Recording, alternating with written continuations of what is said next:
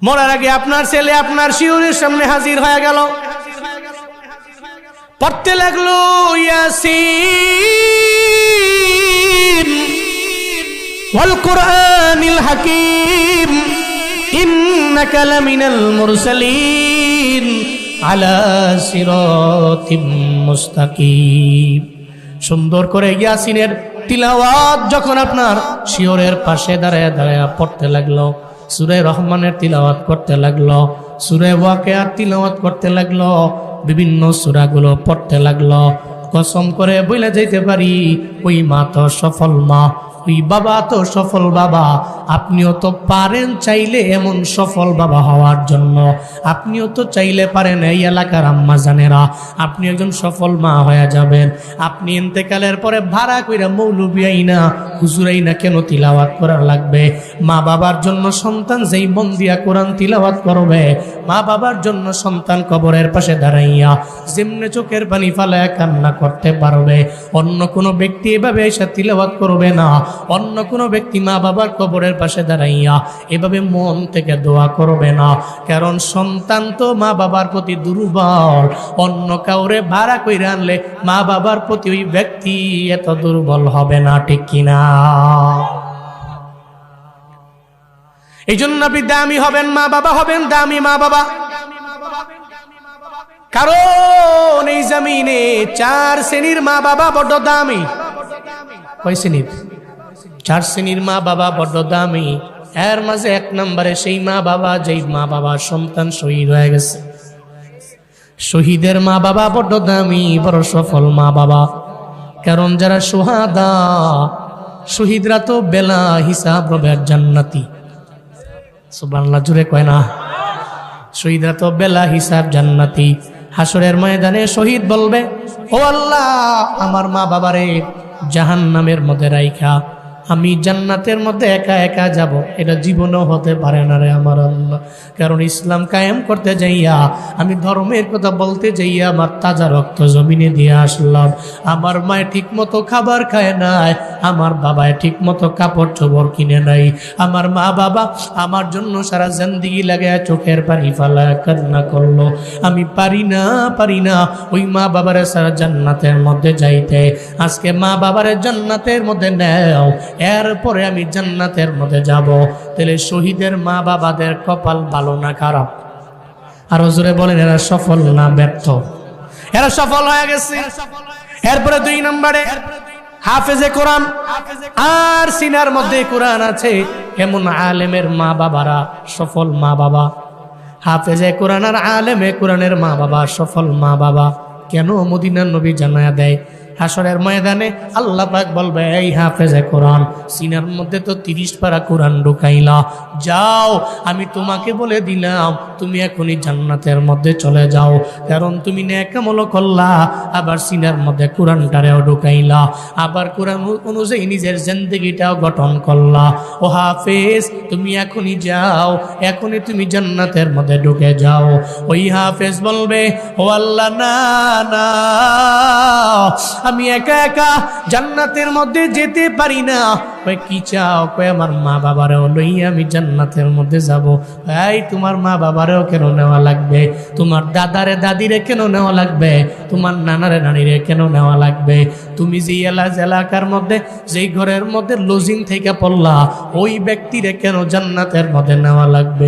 হাফেজ বলবে, আল্লাহ গো, আমার মা বাবা তো আমার কষ্ট করে লালন পালন করলো।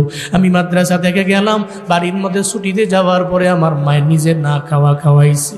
আমি যখন মাদ্রাসার মধ্যে যাব, আমার মা যখন আমার ডিম সিদ্ধ করে দেয়, মা 3টা ডিম সিদ্ধ করে নিজে খায় না, একটা খাওয়াইয়া পরে কয় 2টা তোমার বাটির মধ্যে দিয়ে দিলাম, বক্সে দিয়ে দিলাম, যা তুই পইরা তোর ব্রেনটা বড় ধারালো হয়ে যাবে। আল্লাহর কোরআন সিনায় ঢুকাও।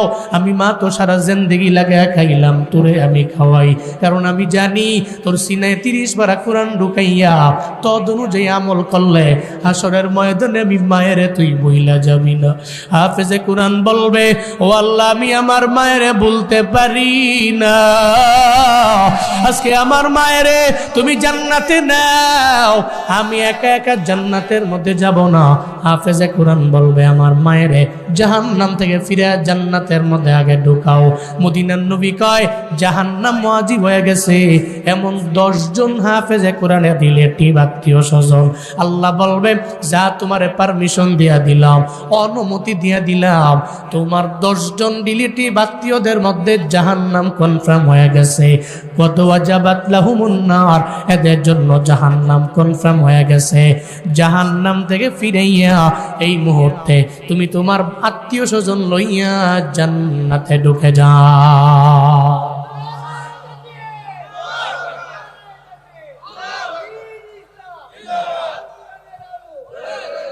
আতিনা ফি দারে দুনিয়া না হাসান, আতিনা ফি দারে উকবা না হাসান, ইয়া গিয়াসাল মুস্তাগীসি নাহদিনা লফদিকারো বিল উলুমে ওয়াল গিনা, হর গোরি দে নেको तू तैयार है, जू न मंगे उस्त तू बेजारो है। তাহলে 1 নম্বরে সুহাদাদের মা বাবারা সফল মা বাবা, 2 নম্বরে হাফেজে কোরআনের মা বাবা সফল মা বাবা, 3 নম্বরে সফল মা বাবা তো সে যার সন্তান নাবালেগ অবস্থায় মারা গেল। নাবালেগ অবস্থায় যাদের সন্তান দুনিয়া থেকে বিদায় নিয়ে চলে গেল, এমন সন্তানের মা বাবারা সফল মা বাবা। কারণ তারা মারা গেল, এদের গুনাহ নেই। হাসরের ময়দানে এরা তো বেলাইসা হবে, জান্নাতে যাবে, যার গুনাহ নেই। এরা তো জান্নাতে সবুজ পাখি। এরা হাসরের ময়দানে বলবে, আল্লাহ গো, আমার মা বাবা আমারে হারাইয়া সারা জিন্দেগি লাগে আমার জন্য চোখের পানি ফেলায় কান্না করলো। আমার মা রাতেও ঘুমায় নাই, দিনের বেলা আরাম করে আমার মা, কাজ করতে পারে নাই, খাইতেও পারে নাই আমার মা। আজকে আমি একা জান্নাতে যাব না, আমার মা বাবারে লইয়া জান্নাতে যাইবার চাই। সুবহানাল্লাহ পড়ে না? আরো জোরে আল্লাহু আকবার। আল্লাহ ওয়া রাসূল ফাইন তাওয়াল্লাউ ফাইন্নাল্লাহ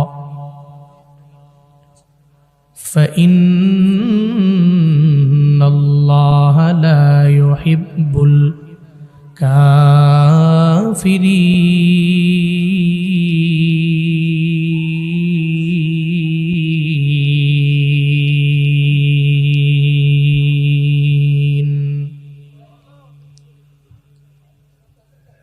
আল্লাহ পাক বলেন, নবী উম্মতের বলুন, আতিউল্লাহ, 1 নম্বরে আনুগত্য করবে আল্লাহরে, 2 নম্বরে আতিউর রাসূল, আল্লাহর পরে আনুগত্য করবে আপনারে। ফাইন তাওয়াল্লাউ ফাইন্নাল্লাহ, যারা এর পরেও মুখ ফিরে নিবে, আল্লাহকে ইতাআত করবে না, নবীরেও করবে না, মুখ ফিরে নিল, আল্লাহরেও মানে না, নবীরেও মানবে না। উম্মতদের বলে দেন, যারা আল্লাহরেও মানে না, নবীরেও মানে না, আল্লাহ মানে না, রসুল মানে না, লস তো এদেরই হয়ে গেল। আমার আল্লাহর কোনো লসও নেই, রবের কোনো লাভও নেই। যেই বান্দা আল্লাহরে মানলো, রসুলরে মানলো, ওই বান্দা দামি হয়ে গেল। যে আল্লাহ মানে না, রসুল মানে না, আল্লাহর কোনো লস হলো না, লস হলো বান্দার, ঠিক কিনা? আল্লাহর কোনো লস নাই, লাভ নাই। আল্লাহ বলে, নবী উম্মতের বলেন ইতাআত করবে 1 নম্বরে আল্লাহরে, 2 নম্বরে রাসূলের। যদি করতে পারে তাহলে ফায়দা তার, যদি না করে মুখ ফিরায় নেয় তাহলে জানে দেন কাফেরদের আমার আল্লাহ পছন্দ করে না। আল্লাহ কাফেরদের ভালোবাসে না। যে আল্লাহরে মানে না, রসুল মানে না, কুরআন মানে না, হাদিস মানে না, কিতাব মানে না, সুন্নত মানে না, সে তো কুফরি কইরা কাফের হয়ে গেল। একটা মুমিনের আমার আল্লাহ পছন্দ করে, ভালোবাসে, তার জন্য আল্লাহ জান্নাত বানাইছে। আর যে কাফের হয়ে গেছে, অস্বীকারী হয়ে গেছে। আল্লাহ মানে না, রসুল মানে না, কিতাব সুন্নত কিছুই মানে না। আল্লাহ তারে পছন্দ করে না, তার জন্য জাহান্নাম জান্নাত না। চিল্লা পড়া যাবে কি নাউজুবিল্লাহ। আল্লাহ পাক বলেন, এক নম্বর ইতাআত আল্লাহর। আল্লাহরে তো দেখা যায় না, ছোঁয়া যায় না, ধরা যায় না, কেমনে করব আমার রবের ইতাআত? দুইটা ব্যাখ্যা করলেন মুফাসসিরিনে কেরাম। আল্লাহর ইতাআত মানে আল্লাহরে দেখো না, ছোঁয়া যায় না, ধরা যায় না, কিন্তু রবের কালাম কোরআন আমাদের ঘরে আছে না নাই? আল কোরআনু কিতাবুল্লাহ, আল কোরআন কালামুল্লাহ। কোরআন তো রবের কিতাব, রবের কালাম। দুনিয়ার কোনো মানুষ বানায় নাই, সব তো মানব রচিত হতে পারে, কিন্তু কোরআন তো মানুষ বানায় নাই। তানজিলুম মির রাব্বিল আলামিন। আল্লাহ পাক বলেন, এটা তো আলামিনের রব, যিনি এক আলমের রব না, যিনি আলামিনের রব, ওই আল্লাহর পক্ষ থেকে নাজিল করা হয়েছে এমন এক কোরআন। ঘরের মধ্যে আছে, কিন্তু কপাল পোড়া মুসলমান ঘরের মধ্যে কোরআনটারে প্রতি বছরে ঘুরা ঘুরা খালি রমজানের মধ্যেই ধরে। রমজানের মধ্যে খতম দাও, এক খতম দাও, দুই খতম দাও, তিন খতম দাও, রমজানই দাও। একটা পর্যায়ে দেখবেন রমজান শেষ হয়ে গেল, আবার কোরআনটারে সুন্দর করে মুড়াইয়া আলমারির উপরে আবার রাইখা দিছে। বছর চইলা যায়, কোরআন ধরেও না, শোয়ে না, কোরআন তিলাওয়াত করে না, কোরআন অনুযায়ী নিজের জিন্দেগিটাও চালায় না। এমন পরিবার আমগো সমাজে আছে না না? এরপরেও ঘরের মধ্যে রহমত নাই। কিরে কই দৌড়াও? কই কবিরাজের দরবারে যাই। কই কেন? কই তাবিজের জন্য যাই, কারণ তাবিজ দিয়ে আমার ঘরের মধ্যে রহমত এনে ফেলবো। এই তাবিজ দিয়া তুমি রহমতের জন্য দৌড়াও, তুমি হুজুরের দরবারে যাও পানি পড়ার জন্য দৌড়াও, তো তোমার জন্য তো ঘরের মধ্যে রহমতের জন্য কোরআন তো বাকি আছে। নিজে কোরআন পড়ে না, ছেলেও পড়ে না, মেয়েও পড়ে না, পরিবারের কেউ পড়ে না। এক বছর পরে পরে একবার ধরে, আবার না ধরলে নাই। আবার কয়েক ঘরের মধ্যে রহমত কেন নাই, বরকত কেন নাই? আল্লাহর কসম করে দুইবার শতবার করে বলে যাইতে পারি, যেই ঘরের মধ্যে ফজরের নামাজের পরে হয় তিলাওয়াত, মাগরিবের নামাজের পরে হয় তিলাওয়াত, যেই ঘরের মধ্যে ফজরের নামাজের পরে ইয়াসিনের তিলাওয়াত হয়, যেই ঘরের মধ্যে মাগরিবের নামাজের পরে সূরাতুল ওয়াকিয়ার তিলাওয়াত হয়, আল্লাহর কসম করে বলা যায় ওই ঘরের মধ্যে যদিও ইনকাম কম হতে পারে, কিন্তু আল্লাহ পাক বরকত দিয়া ঘরের মধ্যে ভরপুর বানায় দিবে। চিল্লা পড়া যাবে কি সুবহানাল্লাহ? আল্লাহ কয় কোরআন তোমার আগে, আল্লাহর কোরআন তুমি পড়ো, রবের কোরআন তুমি ধরো, কোরআন অনুযায়ী জিন্দেগি চালাও। দুনিয়ার যত মানুষ যতই যাই করে, কিন্তু কোরআন ছাড়া তো এই বান্দার কোনো পুঁজি নেই, কারণ তার সংবিধান হলো কোরআন। জীবনে কোনো না কোনো একদিন কোরআন তো বান্দার ধরাই লাগবে, কারণ জানে কোরআন ছাড়া আমার কোনো গতি নাই, কোরআনই আমার লাগবে, কোরআনই আমার সমাধান, কোরআনই আমার সমস্যার সমাধান। ওই কোরআন যেখানে আছে সব সমাধান তো এই জায়গার মধ্যে আছে। কোরআন জেনে নাই ওখানে সমস্যার সমাধান 3টা হবে, 5টা হবে না, সমস্যা হয়ে যাবে 10টা, কিন্তু দেখা যাবে সমাধান করলো 5টা, বাকি 5টার মধ্যে আটকে গেল। কিন্তু রবের কোরআন তো এমন কিতাব, সমস্যা যতই বাড়বে সমাধান আছে না নাই? আরো জোরে বলেন আছে না নাই? এই জন্য আল্লাহর কোরআন দামি। আপনি নিজে পড়তে পারেন না, ছেলেরে পড়াবেন, নিজে পারেন না, মেয়েরে পড়াইবেন, ছেলেরে দিবেন মাদ্রাসায়, মেয়েরে দিবেন মাদ্রাসায়। হুজুর আমি কোরআন পড়তে পারি না, আমার ছেলেটারে আমি মাদ্রাসার মধ্যে দিয়া দিলাম, অন্তত পক্ষে যাতে আমার মরণের পরে আমার ছেলেটা আমার পাশে বৈশা কোরআন তিলাওয়াত করতে পারে। এটাই তো প্রত্যেকটা মা বাবার জিন্দেগির বড় সফলতা। উনি ইন্তেকাল করে মারা গেল, ছেলে যদি কোরআন তিলাওয়াত করতে না পারে, তাহলে আলেমের দরবারে দৌড়ে যাবে। হুজুর যদি ব্যস্ত থাকে তাহলে মা বাবার পাশে বৈশা একটু কোরআন তিলাওয়াত, হুজুর আইল না, সেও তো কোরআন পড়তে পারল না। এর মতো বদনসিব মা বাবা জমিনের মধ্যে আর কেউ নাই। তাহলে 1 নম্বরে শহীদের আব্বা আম্মা সফল, 2 নম্বরে হাফেজে কোরআনের আব্বা আম্মা এরা সফল, 3 নম্বরে সফল হলো নাবালেগ অবস্থায় যে আব্বা আম্মা সন্তান চলে গেছে, মরে গেছে, একটা পোলা মরে গেছে, তো ওই ছেলে মেয়ে হাসরের ময়দানে সুপারিশ করে তারে জাহান্নাম থেকে ফিরে জান্নাতের মধ্যে নিয়ে যাবে। আর 4 নম্বরে সফল মা বাবা তো সেই মা বাবা যেই মা বাবার একটা সন্তান জন্ম থেকেই মানসিক রোগে আক্রান্ত, যেটাকে আমরা মেন্টাল বলি, পাগল বলি, ম্যাড বলি,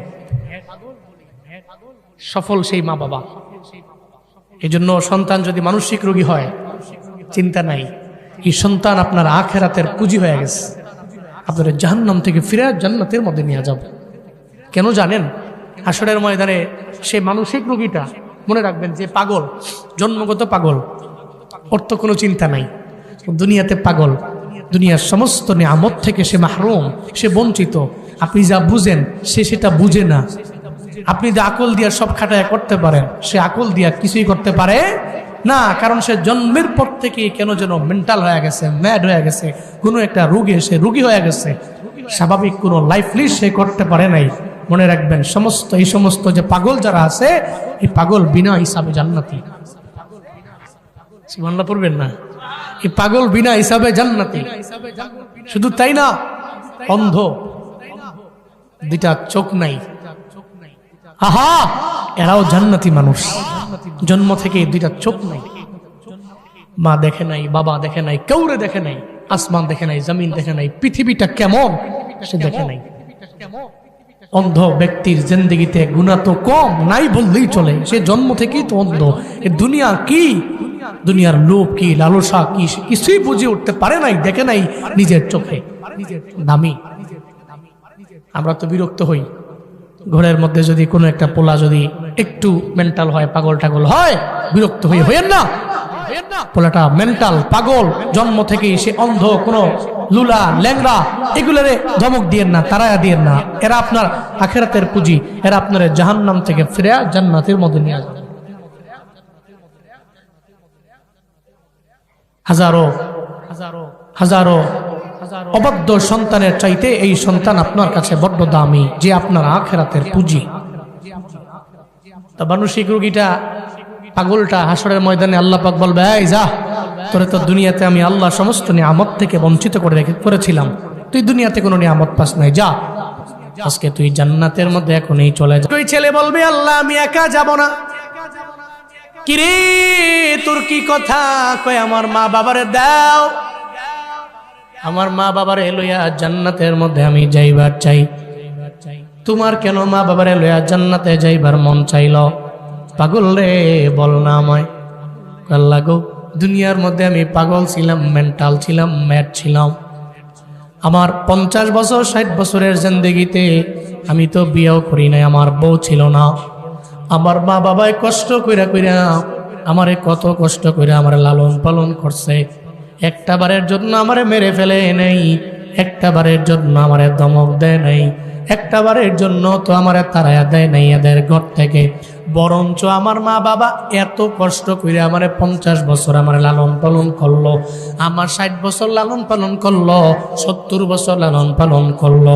তাই আমার মা বাবাই যে দুনিয়াতে আমার জন্য এত পরিমাণে কষ্ট করলো, আমারে ডানে বলল আমি বামে গেলাম, আমারে বলল সোজা যাও আমি পেছনে গেলাম, আমি কোনো কথা মানতে পারলাম না। আমি তো মন থেকে এটা করি নাই, কারণ আমি পাগল ছিলাম, আমি বুঝতাম না। আমি মানসিক রোগে ছিলাম, এই কারণে আমি বুঝতাম না। আমার মা বাবাই এরপরও একটা বারের জন্য বিরক্ত হইয়া আমারে তাড়ায়া দেয় নাই, ধমক দেয় নাই, আমারে মারেও নাই। বরঞ্চ কোনো একটা মজলিসের মধ্যে গেলে, কোনো একটা বাড়িতে গেলে আমার মা বাবাই একটা বারের জন্য বলে না এটা আমার ছেলে না, আমাকে ছেলে ছেলে পরিচয় দিল, আমারে নাতি পরিচয় দিল, আমার দাদায় আমারে পরিচয় দিয়া দিয়া একটাবারের জন্য নিজেদেরকে ছোট মনে করে নাই, মনে করছে আমার পোলাটারে আবার আল্লাহ মানুষই কুকি বানাইছে। অনেক জায়গায় তো গেলে ছোট হয়েছে, কিন্তু এরপর পরিচয় দিচ্ছে এটা আমার ছেলে। আজকে হাসরের ময়দানে আমি একা একা জান্নাতের মধ্যে যেতে পারবো না। আল্লাহ গো, আমার মা বাবারে আমার সঙ্গে দেও, এদের সারা জান্নাতের মধ্যে যেতে পারি না। এই জন্য 4 দলের মা বাবা সফল। 1 নম্বরে শুহাদা, 2 নম্বরে হাফেজে কোরআন আর আলেমে কোরআন, আর 3 নম্বরে যাদের সন্তান নাবালেগ অবস্থায় মারা গেল, দুনিয়া থেকে বিদায় নিয়ে চলে গেল, আর 4 নম্বরে যাদের সন্তানটা জন্ম থেকেই পাগল। এখন অনেকে চিন্তা করে, ঠিক আছে আমার সন্তান এটাকে পাগল বানাই দিব, আমি 10-15 বছর গিয়া আবার পাগল টাগল বানাই দিব, এতে পাগল সাজবো, তাহলে হে আমার জাহান্নাম থেকে ফিরে আর জান্নাতে নিয়ে যাব। এই পাগল সেই পাগল না, সমাজে এরকম বহুত পাগল আছে। দেখবেন হঠাৎ করে কিরে চুল টুল কাটে না, 1.5 মাস 3-4 মাস 5 মাস হয়ে গেছে, চুল টুল কাটে না, মুছও কাটে না, কই জানি গেছে, কোন দরবারে গেছে বা কোন মাজার গেছে, গিয়ে হানতে আইছি। এই এলাকার মধ্যে হের ভাবসাবি অন্যরকম, কি তুমি বুঝো না আমি পাগল, তো এটা সাজা পাগল, সাজে পাগল, এরকম আছে না নাই? চুল মূল কাটে না, মুছও কাটে না, এরা দেখতে মনে হয় পুরো পাগলের মতো, পাগল সাজে, অথচ হ্যাঁ ডানও বুঝে, বামও বুঝে, খাওয়ানো বুঝে, টেয়াও বুঝে, সবই বুঝে। এরকম আছে না নাই? ইটা বন্ড, ইটা বন্ড, বন্ডামি কইরা পাগল সাজি, পাগল বুঝো না, এটা করে কয় আমি, তুমি বুঝো না আমি কোন লাইনে চলে গেছি গা। আমি একবার আল্লাহর লগে পুরা সম্পর্ক, মানুষের বিভিন্ন এইটা বুং বাং কইয়া বাউতাবাজি কইরা মানুষের কাছ থেকে বাহবা পাওয়ার লেগে এইটা করে হুদাই। মূলত হ্যাঁ নামাজও পড়ে না, জাকাতও দেয় না, রোজাও রাখে না, ঠিক মতো তো কোনো পবিত্র অবস্থায় থাকে না, 24 ঘন্টার মধ্যে 20 ঘন্টা অপবিত্র। ও তো জিন্দেগিতে জীবনও কোনোদিন রবের আশেক পাগল হতে পারে না। আর মানসিকভাবে বিকারগ্রস্ত মায়ের পেট থেকে বের হয়ে যে পাগল, ওই পাগলের সাথে আর তুলনা করলে তাহলে তো আমরা বোকা, জীবনও সে ওই পাগল না। সফল তো ওই মা বাবা যাদের জন্ম থেকেই বের হয়ে পাগল বের হয়ে আসছে, সে মেন্টাল, ডান বাম বুঝে না, পৃথিবী বুঝে না, দুনিয়া বুঝে না, সে আকল দিয়া খাটায় কোনো কাজ করতে পারে না, এমন পাগলের মা বাবারা জান্নাতি মা বাবা। সুবহানাল্লাহ পড়বেন না? তাহলে রবের কোরআনের সাথে আমাদের সম্পর্কটা হয়তো আমি লাগাবো, তাহলে আমার ছেলেরে দিয়ে লাগাবো, নাহলে আমার মেয়েরে লাগাবো, না হয় আমার নাতিরে লাগাবো, না হয় আমার নাতিনরে লাগাবো, মানে যেমনে না যেমনে হোক, নাহলে কিচ্ছু পারি নাই। আমার পোলার বউ আছে না, এই পোলার বউ কোরআনের সাথে সম্পর্ক লাগাইছে, এমন একটা বউ দিহা পোলার জন্য বউ আনবো, মায়াটারে বিয়া দিব, এমন একটা জায়গায় দিব উনি হুজুর, উনি আলেম, উনি ভালো আলেম, অথবা হুজুর না হইলেও উনি কোরআন বুঝে, হাদিস বুঝে, সুন্নাহ বুঝে, ইসলাম বুঝে। এরকম আছে না? বহু লোক আছে হুজুরের চাইতেও সে স্কুল কলেজে পড়ে, ভার্সিটিতে পড়ে, অনেক ভালো, নামাজ পড়ে, 5 ওয়াক্ত নামাজ পড়ে, রোজা রাখে, আমল করে, বেয়াদবি করে না, আদব কায়দায় চলাফেরা করে, সমাজের মুরব্বীদের দেখলে সম্মান করে, এমন ব্যক্তি, এমন একটা ভালো ছেলে দেখে আপনার মেয়েটারে বিয়া দেন। এক কথায় আপনি কোরআনের সাথে সম্পর্ক আছে, যেমনি না যেমনি হোক, কোনো না কোনো একটা ভাবে হলেও আপনি সম্পর্কটা কোরআনের সঙ্গে লাগান, তাহলে ইতআত করা হবে কার? আনুগত্য করা হবে আল্লাহর। আল্লাহর দেখি না, আল্লাহর কোনো সময় দেখিনি, ধরতে পারি না, শুইতে পারি না, কিন্তু রবের কোরআন তো আছে, এই কোরআন অনুযায়ী নিজের জিন্দেগিটাকে চালাইতে পারবো তো ইনশাআল্লাহ, পারবো তো ইনশাআল্লাহ। আল্লাহ তৌফিক দান করেন, সকলে পড়েন আমিন। সমাধান চাও যদি জীবনে মরণে, ফিরে যাও খুঁজে নাও, চোখ রাখো কোরআনে। সমাধান চাও যদি জীবনে মরণে, ফিরে যাও খুঁজে নাও, চোখ রাখো কোরআনে। তবেই পাবে সুখ শান্তির ঠিকানা, তবেই পাবে সুখ শান্তির ঠিকানা, যদি মেনে নাও তুমি মনে প্রাণে। সমাধান সমাধান চাও যদি জীবনে মরণে ফিরে যাও খুঁজে নাও চোখ রাখো কোরআনে সমাধান চাও যদি জীবনে মরণে ফিরে যাও খুঁজে নাও চোখ রাখো কোরআনে এবানি নয় শুধু মুমিনের যারাই চলবে মেনে ফল পাবে কোরআনের এই দুনিয়ায় আর সেই দুনিয়া এই দুনিয়ায় আর সেই দুনিয়া শান্তি পাবে তুমি দোজাহানে সমাধান সমাধান চাও যদি জীবনে মরণে ফিরে যাও খুঁজে নাও চোখ রাখো কোরআনে সমাধান চাও যদি জীবনে মরণে ফিরে যাও খুঁজে নাও চোখ রাখো কোরআনে তবেই পাবে সুখ শান্তির ঠিকানা তবেই পাবে সুখ শান্তির ঠিকানা যদি মেনে নাও তুমি মনে প্রাণে সমাধান সমাধান চাও যদি জীবনে মরণে ফিরে যাও খুঁজে নাও চোখ রাখো কোরআনে সমাধান চাও যদি জীবনে মরণে ফিরে যাও খুঁজে নাও চোখ রাখো কোরআনে আল্লাহর কোরআন সমাধান আছে না নাই যারা বলেন আছে না নাই আল্লাহ সেই কোরআন দিয়ে আমাদের লাইফের প্রত্যেকটা প্রবলেমকে সলভ করার তৌফিক দান করেন আরো জোরে পড়েন আমিন ঝামেলায় পড়ে গেছি তো কোরআনে যাব ঝামেলায় পড়ে গেছি তো হুজুরের কাছে যাব আমি তো কোরআন পারি না এটা কোরআন থেকে বুঝিয়ে দেন আল্লাহ আমাদের সবাইকে কোরআন দ্বারা লাইফ লিড করার তৌফিক দান করেন তাহলে এক নম্বরে ইতোয়াত কার আল্লাহ পাকের এবার আল্লাহকে কোরআন মানলাম কোরআনের পরে সুন্নাহ কোরআনের পরে কি সুন্নাহ আমি সুন্নাহকে আঁকড়ে ধরবো আমি সুন্নতকে আঁকড়ে ধরবো সুন্নাহ অনুযায়ী আমার পুরা জিন্দেগিটাকে আমি বাস্তবায়ন করব কোরআন এবং সুন্নাহ মানছি তো কি ফায়দা তারাকতু ফীকুম আমরাইন লান তাদিল্লু মা তামাসসাকতুম বিহিমা কিতাবাল্লাহ ওয়া সুন্নাত রাসূলি মদিনার নবী বলেন এই আমার উম্মত তোমাদের দরবারে আমি রেখে গেলাম দুইটা জিনিস দুইটা বিষয় আমি তোমাদের কাছে রেখে গেলাম তারাকতু ফীকুম আমরাইন দুইটা আমর রেখে গেলাম দুইটা বিষয় রেখে গেলাম লান তাদিল্লু মা তামাসসাকতুম বিহিমা লান তাদিল্লু জীবনও কোনোদিন তোমরা পথভ্রষ্ট হবে না মা তামাসসাকতুম বিহিমা যতদিন পর্যন্ত এই দুইটা জিনিসে তুমি বুকে লালন করবা তুমি আঁকড়ে ধরবা ততদিন পর্যন্ত তুমি লাইনচ্যুত হবা না কারণ লাইনচ্যুত হওয়ার সম্ভাবনা উম্মতের মাঝে বেশি আমগো কাছে তো 500 টাকা দিলে আমরা বিক্রি হয়ে যাই ঠিক কিনা